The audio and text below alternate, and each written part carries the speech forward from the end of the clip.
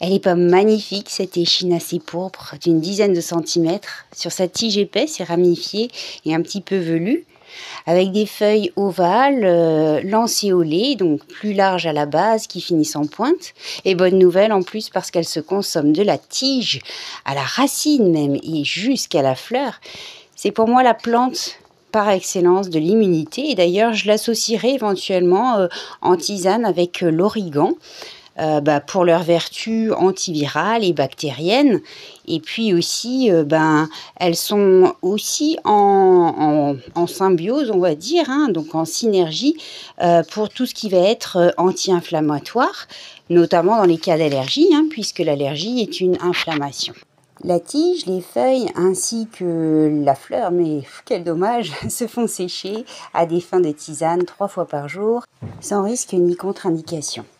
Très jolie verge d'or, touffue, à tige dressée, qui peut aller très haut, hein, jusqu'à 1,50 m. Elle a des longues feuilles étroites, dentées et pointues tout au bout. Les fleurs sont en panache, très très jaunes. Les racines, la tige, les feuilles, les fleurs, bonne nouvelle, sont toutes séchables et pourront procurer des tisanes. Sous cette forme, elle offrirait une aide contre les calculs biliaires et rénaux.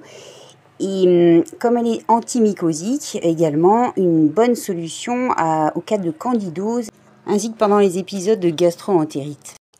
Les enfants et les adultes nerveux qui auront parfois du mal à s'endormir pourront par exemple utiliser 1 à 2 petits bouquets de sommités fleuries fraîches de cette 130 blanche.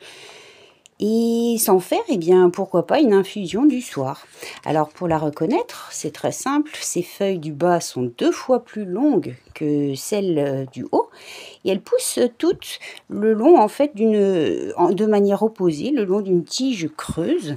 Hein, si vous la craquez, elle est creuse. Elle n'est pas poilue et très robuste.